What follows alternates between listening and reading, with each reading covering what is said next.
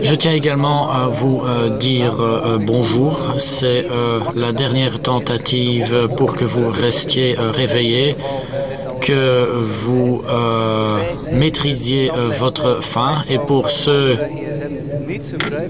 qui n'utilisent pas une tablette ou un smartphone pour prendre des notes par rapport à tout ce qu'on est en train de raconter, maintenant, c'est le moment opportun de mettre vos appareils de côté et de m'écouter. Bon, dans le cadre du RGPD, je donne également mon consentement d'apparaître à l'écran si jamais vous preniez une photo de moi. Et j'espère de tout cœur que l'image que j'ai prise, ça a été assez vite, ce sera sans doute assez flou. Et sur ce, j'ai également reçu votre consentement. Si ce n'est pas le cas, remettez-moi un document signé en bonne et en due forme. Vous pouvez retrouver mes informations dans le directory. Voilà.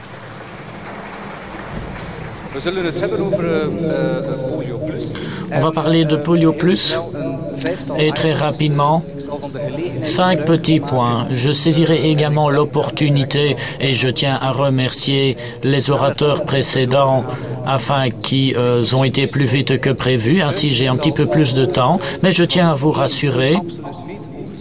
Je ne vais pas dépasser le timing imparti, mais ce sera un petit peu plus long que les 10 minutes initiales prévues.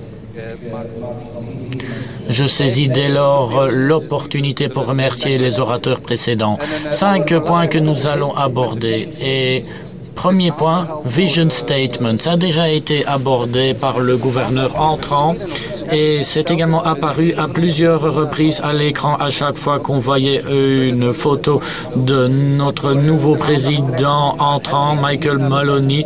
Ainsi, l'attention était attirée sur lui, mais pas sur le texte à côté. Mais depuis l'année passée, on a un Vision Statement. C'est très particulier parce que ça vaut pour Rotary dans son ensemble, pas uniquement Rotary International, mais également Rotary Foundation. Et ici, on a la traduction. Ensemble, nous voyons un monde où les gens se rassemblent et passent à l'action pour apporter un changement durable dans le monde, dans leur communauté et en eux-mêmes. C'est le début du cercle et c'est également la fin. C'est pour ceci que nous agissons au quotidien, aussi bien Rotary International que Rotary Foundation, les clubs et vous en tant que membres. Là, on peut toujours retrouver tout le contenu. Et en fait, on devrait connaître cette définition par cœur. On devrait organiser une petite séance où, à la fin de la séance, avec une petite interrogation, on peut s'assurer qu'en sortant, vous connaissez ceci par cœur. Mais ici, il ne s'agit que d'une tentative. Dans le cadre du plan stratégique, Polio occupera ou jouera un rôle important. Dans le cadre de la lutte qu'on mène contre la polio, on constate qu'en unissant nos forces, on va très loin, qu'on obtient des résultats concrets et qu'on crée des solutions sur mesure pour ceux qui en ont besoin. On ne droppe pas quelque chose avec nos avions et on espère qu'ils vont s'arranger. Nous, on fait vraiment des solutions sur mesure. Entre-temps, on réalise un monitoring compte tenu de nos résultats, on évalue ces résultats et on fait en sorte que les coups durs et les succès soient intégrés dans notre future stratégie.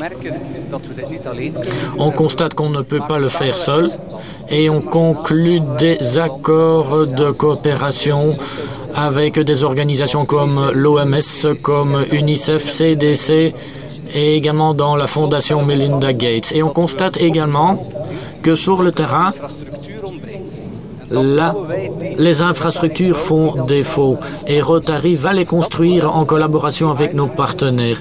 Et ce modèle-là, on va le réitérer. On le fait maintenant pour Polio, mais pour de futurs projets, des initiatives telles qu'on les réalise avec Polio, eh bien, ce sera répété. Et c'est la raison pour laquelle dans le plan futur qui a été présenté par le gouverneur entrant, c'est la raison pour laquelle ce n'est pas encore entièrement déployé. Dans le premier objectif, il y aura 2 initiatives qui concernent la polio. Pour comprendre le présent, on doit bien évidemment réfléchir sur le passé. Et je vais rapidement parcourir ceci, mais depuis 1967, en Belgique, il existe l'obligation légale d'être vacciné contre la polio. 13 ans plus tard, ça a généré de beaux résultats, à savoir qu'on n'a aucun cas importé de l'étranger, parce que bien évidemment, on a une distinction à ce niveau-là qui est opérée en Belgique. 1979, c'est l'année pendant laquelle on a entrepris les premières actions. C'est pendant cette année-là qu'on a distribué des vaccins aux Philippines. En 1985, Polio Plus a officiellement été lancé. En 1988, ça a donné lieu au Global Polio Eradication Initiative. Et l'initiative était d'unir les forces avec l'OMS, avec l'UNICEF et les CDC.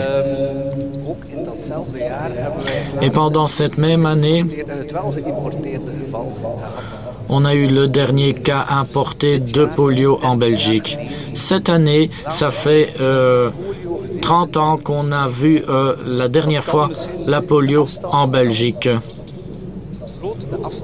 Et cela agrandit la distance entre la maladie et ce qu'on est en train de faire. Ainsi, on sait à quoi servent nos actions, mais ça reste tout à fait pertinent parce que tant que cette maladie n'est pas éradiquée, elle peut se produire à tout moment ici dans notre pays. En 2002, l'Europe est déclarée exempte de polio. 10 ans plus tard, il y a eu le dernier enregistrement du type 3 du virus. Je ne vais pas m'attarder là-dessus aujourd'hui. Ce n'est pas le lieu pour le faire aujourd'hui, mais on avait 3 types de virus polio. Un type est déjà entièrement éradiqué. Le deuxième est également peu fréquent, mais je n'allais pas m'étendre. Et l'année d'après, en 2013, la Fondation Bill et Melinda Gates s'est également ralliée à l'initiative pour finalement aboutir à l'année 2018. Et maintenant, nous sommes déjà en 2019. Mais à la clôture de l'année passée, vous voyez qu'en 2 pays, à savoir le Pakistan et l'Afghanistan, ont constaté des cas sauvages de polio, 33 cas en tout, ce qui représente une infime partie des 350 000 cas par an auxquels on était confronté auparavant. Pour atteindre cet objectif, nous avons vacciné 2,5 millions d'enfants dans 120 pays. On a déjà parcouru pas mal de chemin, mais il reste malgré tout 0,1% à réaliser. Et c'est la raison pour laquelle Rotary International a déployé ce processus pour que sur la base de ces 4 facteurs, les 4 aspects que vous voyez, on puisse évoluer vers une éradication totale. J'ai pris ici les résultats les plus récents. Voilà donc l'état des lieux jusqu'à la semaine du 6 mars. Et aujourd'hui, bon, ce n'est peut-être pas très lisible. Je ne sais pas si mon pointeur fonctionne. Au niveau mondial, nous avons un compteur de 6 répartis dans 2 pays, 4 en Afghanistan et 2 au Pakistan. Ce sont les seuls connus aujourd'hui. 2 contaminations pour la polio. 2 contaminations sauvages. Toutes les personnes présentes ici dans la salle peuvent considérer que le nombre de cas augmentera un petit peu. En 2018, c'était plus élevé qu'en 2017, mais c'est également en raison du fait que des analyses plus approfondies sont réalisées. Des échantillons d'eau sont réalisés afin de s'assurer que le virus sauvage de polio ne se trouve nulle part.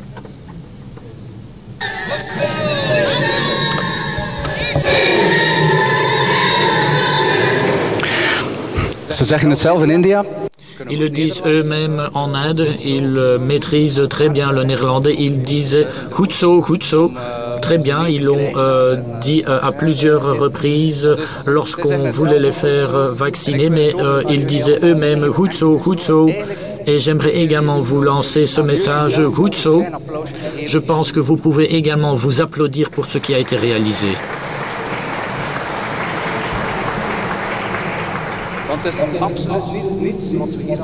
Parce que ce n'est pas rien ce que nous avons réalisé et vous pouvez vraiment en être fiers. Quel est le rôle de Rotary dans toute cette logique?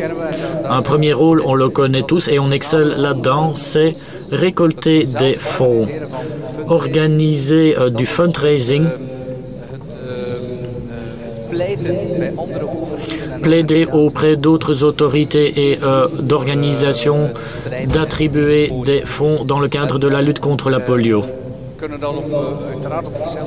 Et bien évidemment, on peut le faire de plusieurs façons et vous le faites tous. Plus spécifiquement pour les clubs et les districts, il y a l'histoire que la Fondation Bill et Melinda Gates va réaliser une multiplication par 3 de chaque dollar qu'ils reçoivent du fonds Polio Plus. Tout à l'heure, on m'a suggéré d'également mentionner notre club, mais lorsque nous, en tant que club, il y a 2 ans, c'était Rotary Gramont. Oui, je devais citer Gramont. Lorsqu'on a lancé une action pour Polio Plus, on a récolté 1500 € et ça a automatiquement été triplé pour qu'on passe à 4500 €. Et ces 4500 €, ça a également été évoqué par la presse. Le Rotary Club donne 4500 € dans le cadre de la lutte contre la polio. Ce sont des informations correctes et c'est un premier incitant pour vous en tant que membre de comité entrant et président entrant pour que l'année prochaine, vous organisiez également une action et faire un versement supplémentaire au fonds Polio Plus parce que la Fondation Bill et Melinda Gates s'arrêtera en 2020 normalement. On ne sait pas si ce sera prolongé, mais si vous voulez vraiment encore bénéficier de cette multiplication par 3, c'est vraiment une opportunité de le faire. Mais le district joue également son rôle et peut également jouer son rôle pour l'année prochaine. Cette année, notre district et nous tous, nous avons fait une donation de 22 000 $ du fonds EDF. Ce sont des fonds qui reviennent toujours à notre district et qui comportent pas mal de ressources.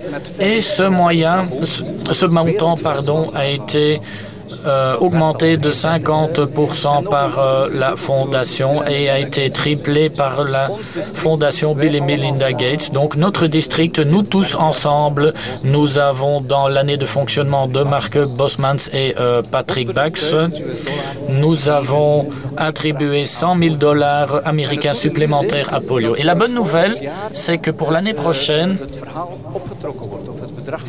le montant augmentera.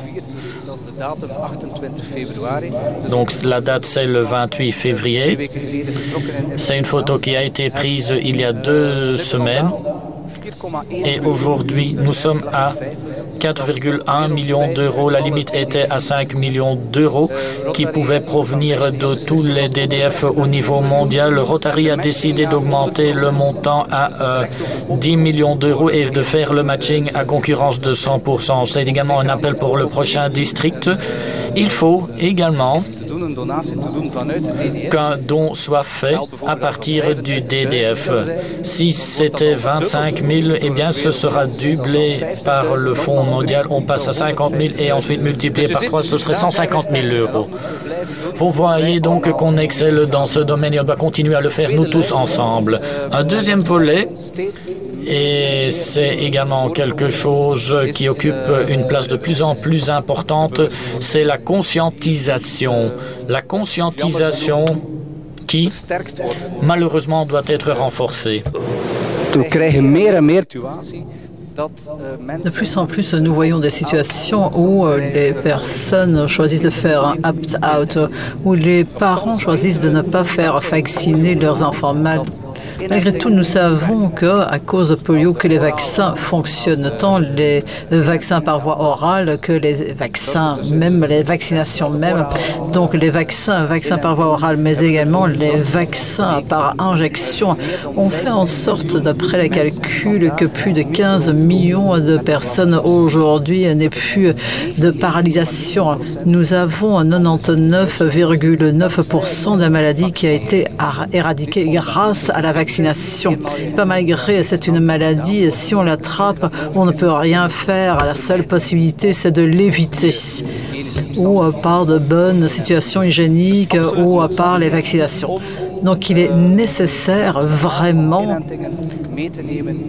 de faire parler des vaccinations comme Rotary, parce que l'immunité collective est sous pression. L'Organisation mondiale de la santé a dit qu'en 2019, le opt-out, donc le choix de parents de ne plus faire vacciner leurs enfants, que ça sera un risque de la santé au niveau mondial. Ce sera un risque pour notre santé parce que, comme vous le voyez ici, par le principe de l'immunisation collective, vous voyez, plus il y a des petits trous dans la vaccination, plus on court le risque qu'ici, dans notre propre pays, on retrouve quelques maladies qu'on pourrait éviter. D'ailleurs, c'est déjà le cas. C'est même dans cette mesure-là qu'il y a des hommes politiques aux États-Unis, c'est un article qui date d'il y a 2 semaines, et qui plaide d'ailleurs pour que on prévoit le opt-out comme une possibilité légale. Donc, depuis 1967, la Belgique oblige la vaccination. Alors, gardons cela comme principe. Voilà, c'est un deuxième rôle. En plus de la collecte de fonds et de dons, il y a également la conscientisation, la sensibilisation qui, pour nous, est fort important, justement pour avancer polio comme un cas d'étude, comme une raison, une nécessité pour ne pas être contre les vaccinations. Alors là, regardons à le niveau plus local, le niveau district. Comme Patrick le disait déjà, dans le district, nous avons une commission de la Fondation. Et sous cette commission, nous avons une subcommission Polio Plus qui se compose d'un certain nombre de personnes. Et en fait, nous souhaitons surtout essayer de créer un réseau qui permet dans les 15 zones, donc nous sommes encore le district 21-70, pour que dans ces 15 zones, nous ayons des POC, des single points of contact, pour qu'ainsi on puisse vraiment atteindre rapidement, facilement les clubs et leur passer l'information. Ce serait comme une plateforme cloud où on retrouverait des articles, il y aurait également une interaction avec les autres districts et bien sûr avec l'organisation internationale. Alors bien sûr, j'arrive tout évidemment à ce que j'attends moi de vous et je vous lance un appel et j'espère que vous répondrez à mon appel. Il y a vraiment l'histoire du fundraising. On peut tous aider. On peut également aider dans le cadre de la conscientisation. Ça semble quelque chose qui traîne depuis longtemps, et d'ailleurs c'est le cas. En 79 et en 88, la plupart d'entre vous, enfin les personnes ici présentes, sans doute que vous avez toujours vécu notre lutte contre la polio. Et toutefois, il reste important de ne pas baisser les bras, puisque par le fait que si on arrêtait là, que dans 30 ans, à nouveau, on aurait comme 300 000 cas souffrant de polio. Donc il est vraiment important de réaliser cette éradication de cette deuxième maladie qu'on arrive à éradiquer. Donc, fundraising, aider dans la conscientisation. Alors, deuxième appel que je vous lance serait de désigner dans votre club, éventuellement dans la commission de la Fondation, ou de désigner le responsable pour polio. Et cette personne son nom, pourriez le communiquer à cette adresse mail. Ainsi, nous allons pouvoir, comme district, réunir les noms des personnes de contact qui s'occupent vraiment au niveau local de polio et ainsi on pourra bien sûr plus facilement interagir. Alors bien sûr, pour le RGPD, c'est assez difficile.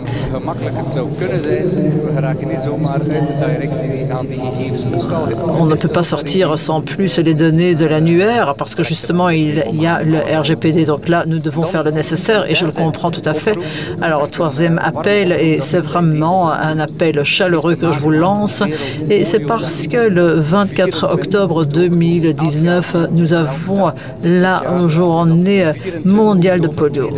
Donc, chaque année, nous avons une telle journée. Cette année, ce sera le jeudi 24 octobre. Est-ce qu'il y a des clubs ici présents qui se réunissent le jeudi? Voilà, parfait. Notez cela déjà dans vos agendas, le 24 octobre 2019. Ce jour-là, quelque part, il faudrait faire quelque chose sur cette maladie. Vous pouvez inviter un orateur, vous pouvez vraiment créer une brochure qui, dans le pire des cas, pourrait être lue par le président ou par le responsable polio. Vous pouvez organiser un fundraising, une vente.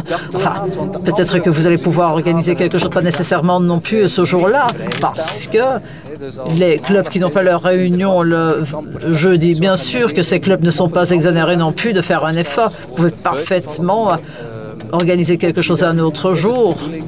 Mais ce jour-là, le but est que nous, comme district, nous allons également faire un maximum de déclarations sur cette adresse-là, parce qu'ainsi on pourra renforcer encore le pouvoir de Rotary dans la lutte contre polio. Avec les 3 to-do que je viens de mentionner, je vous envoie. I contracted polio when I was 15 months old in Lagos, Nigeria, and you know, polio is a horrible terrible disease, and what it does is it causes paralysis. It's hard to put into words what Rotary have done for this campaign. It's absolutely astounding. I don't think enough people know just how much money Rotary has put in, billions, since they began the Rotary campaign 30 years ago, and just how much work the Rotary members have put into raise awareness and to help vaccinate children all over the world. You know, I think they're owed a massive thank you for what they've done, and you know, I'll be there as an ambassador with Rotary all the way until the end. This is a cause really close to my heart. I've been out to India and I've taken part in an immunisation day and seen the dedication it takes. And if we've managed to get rid of it in a country with over 1 billion people in population and so many young children, it's a message that we can do this globally now. For me, to see a disease like polio eradicated in my lifetime, it will be one of the greatest days of my life. I think one of the greatest days for the human race.